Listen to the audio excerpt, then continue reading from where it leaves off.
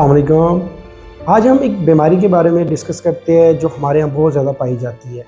अगर वो है डिप्रेशन।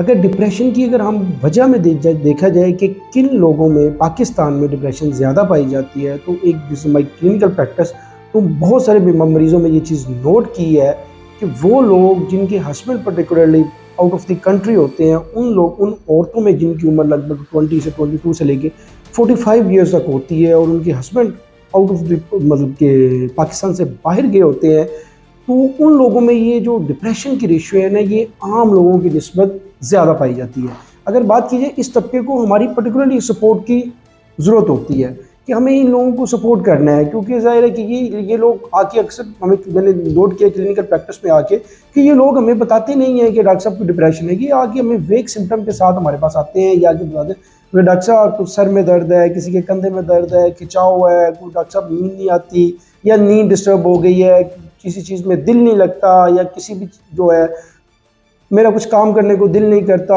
अकेले बैठने को दिल करता है, या मुझे शोर की आवाज़ें आती हैं और मेरा चिड़चिड़ापन सा आ गया है। ये लोग आके पर्टिकुलरली हमारे पास आके जो है वो बताते भी नहीं है कि डॉक्टर साहब मुझे टिपिकल डिप्रेशन है।